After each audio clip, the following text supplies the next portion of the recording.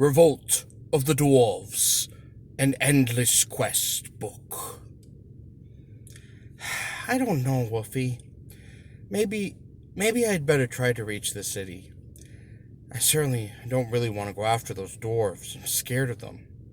And even if I did, I doubt I'd be much help in able to rescuing my folks. I'd probably just wind up getting caught myself. And just heading out to try to find some grown-ups sounds, well, kind of chancy. Even if I found somewhere in this wilderness, how do I know they would even help?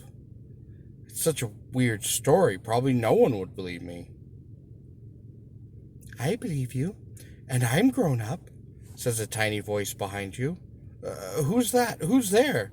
You cry in alarm, and a brilliant white light, much too bright to look at, appears slowly in front of you. You shield your eyes, and the light dims to a soft glow.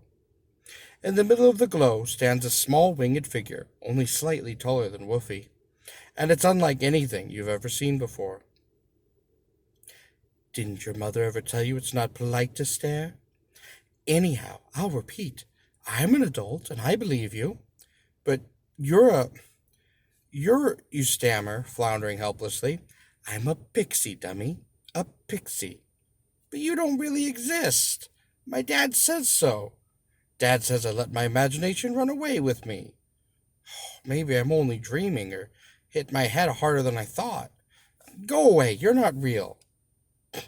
It would serve you right if I did go away, says the small creature quite angrily. But it wouldn't be fair. You don't stand a chance without me.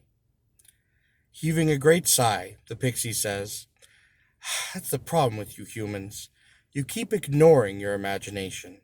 You should trust it more often.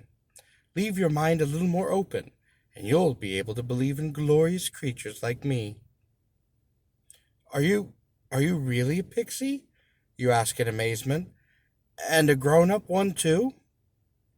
Sure, I'm just like any other woman, except I'm twice as beautiful, twice as smart, and I can do magic. And of course, I'm a lot smaller, not all large and clumsy like you humans. Don't you think I'm pretty? Masses of blonde, curling ringlets frame the tiny, delicate, heart-shaped face. Large violet eyes, fringed with thick, dark lashes, look up at you quite mischievously. A dimple lurks at the corner of a pink rosebud mouth, and shimmering gauzy wings fan the air delicately. Garments that seem to be made of silken rainbows cover the enchanting creature. Swallowing hard, you say, I think you're the prettiest thing I've ever seen. Settling a tiny crown of lily-of-the-valley flowers on her head, she fluffs her shining curls and says, Well, I knew that all the time, but it's nice to hear it. You know, you're pretty smart for a human, that is. The pixie stares at you for a moment, as though trying to make up her mind about something. Finally, she says, Woofy has been telling me all about your problems. I suppose I could help you for a little while. Things have been pretty dull around here lately, and I don't really like the dwarves. They pull the wings off pixies and sprites every chance they get. Can you even imagine? The pixie's voice shakes with anger. So, Gallon, if I can help you show those nasty dwarves a thing or two, and as long as it's fun, I'll help you. How do you know my name? You stammer. Oh, try not to be dim, dear. Wolfie already told me. We had a nice long chat while you were sleeping. It's mostly because of him that I've decided to help. Animals always get hurt in your stupid human wars. And why shouldn't they? Animals never have wars. It really does make me angry.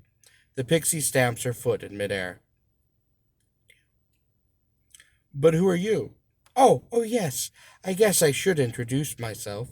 My full name is Whimsicality P. Delphinium, but you may call me Whimsy. Oh, Whimsy, what a grand name. Yes, it is, isn't it? But how can you help? Simple. I know the forest like my own living room, which I suppose it is. I'll just take you straight through the forest to the king of the pixies. He'll know what to do. Great. Let's go. You drop to the ground and begin to wiggle out from under the rock. The opening is very narrow.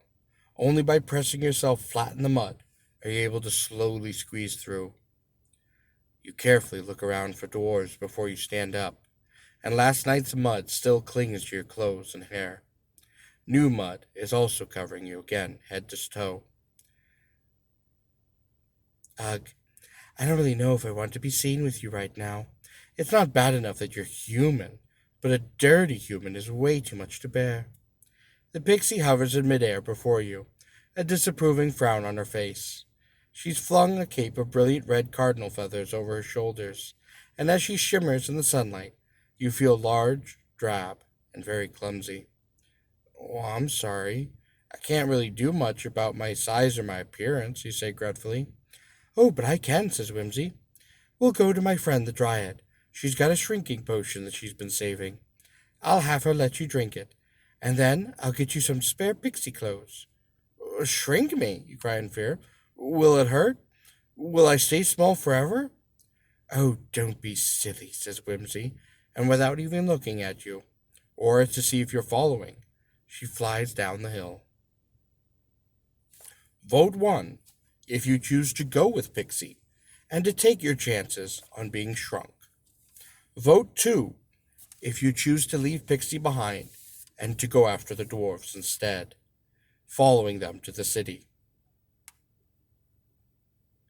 Again, that's vote 1 if you wish to go with Whimsy to get your chances on being shrunk, or vote 2 if you wish to hurry on and go to the city.